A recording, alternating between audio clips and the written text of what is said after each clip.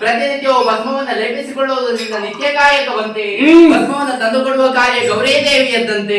ಅದೇ ರೀತಿಯಾಗಿ ಗೌರಿ ದೇವಿ ಭಸ್ಮವನ್ನು ತಂದುಕೊಟ್ಟಂತಹ ಸಮಯದಲ್ಲಿ ಅದನ್ನು ಅಭಿಮಂತ್ರಿಸಿದೆಯಂತೆ. ಸತ್ಯ.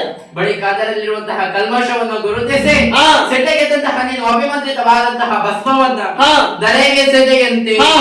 ಪರಿಣಾಮವಾಗಿ ಒಬ್ಬ ದುಷ್ಟ ಜನಿಸಿದ ಸತ್ಯ ಎನ್ನುವ ಹಾಗೆ ಹೆಸರನ್ನೆನಿಸಿದೆ. ಭಸ್ಮವನ್ನು ತಂದುಕೊಡುವ ಕಾರ್ಯವನ್ನ ಆತನಿಗೆ ನೀಡಿದೆಯಂತೆ. ಆ ಬಳಿಕ ಒಂದು ದಿವಸ ಮೊಸಳೆ ಕಣ್ಣೀರಿಡುತ್ತಾ ಬಂದ. ಅಪ್ಪ ಸಾಯಲಿಲ್ಲ, ಭಸ್ಮ ಸಿಗಲಿಲ್ಲ ಎನ್ನುವ ಹಾಗೆ ಅದರ ಒಳಾರ್ಥವನ್ನ ಅರಿಯದೆ ಆತನ ಮೊಸಳೆ ಕಣ್ಣೀರಿಗೆ ಮಣಿದು ಕರಕ್ಕೆ ಅನಲವನ್ನು ಅನುಗ್ರಹಿಸಿದೆ. ಮುಂದೆ ಅದೇ ಶಕ್ತಿಯಿಂದ ಎಲ್ಲರನ್ನ ಸುಡುವುದಕ್ಕೆ ಮುಂದಾದ. ಕೊನೆಗೆ ನಿನ್ನ ತಲೆ ಮೇಲೆ ಕೈ ಇಡುವುದಕ್ಕೆ ಬಂದ. ಆ ಸಮಯದಲ್ಲಿ ನೇರವಾಗಿ ವೈಕುಂಠದವರೆಗಾಗಿ ಓಡಿದ ಓಡುಗಳ ನೀನು ಏನು ಮಹಾ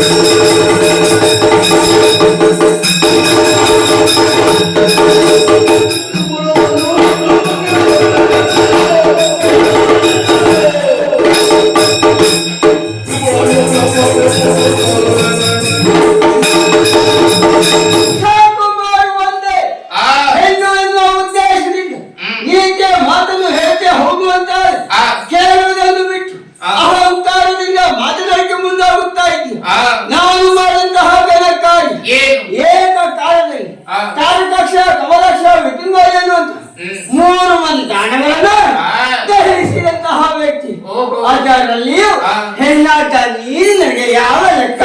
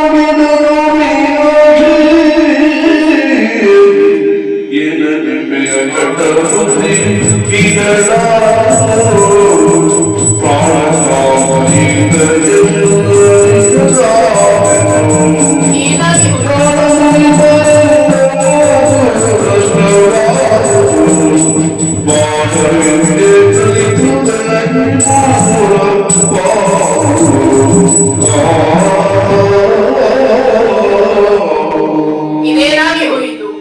ಇಲ್ಲಿಗೆ ಬರುವವರೆಗೆ ಎಲ್ಲರಲ್ಲಿಯೂ ಗೆದ್ದವಳು ನಾನು. ಆದರೆ ಇಲ್ಲಿಗೆ ಬಂದಾಕ್ಷಣ ಇವರಲ್ಲಿ ಯುದ್ಧವನ್ನು ಮಾಡುತ್ತಿರುವ ವೇಳೆಯಲ್ಲಿ ಸುಮ್ಮನೆಲ್ಲ ಇದೆಲ್ಲವನ್ನ ಯೋಚಿಸುತ್ತಿರುವಾಗ ಈ ಹಿಂದೆ ಘಟಿಸಿದ ಘಟನೆಯನ್ನು ಚಿತ್ತವೃತ್ತಿಯಲ್ಲಿ ಹೊಡೆಯಿತಲ್ಲ.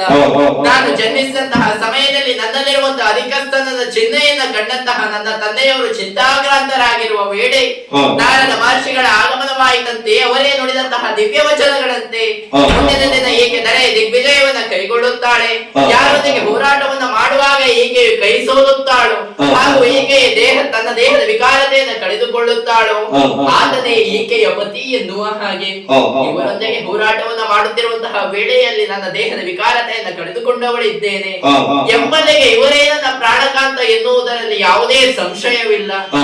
ದೇವರಲ್ಲೇ ಯುದ್ಧ ಮಾಡಿದ್ನಲ್ಲ, ಕ್ಷಮೆ ಯಾಚಿಸಬೇಕಲ್ಲ.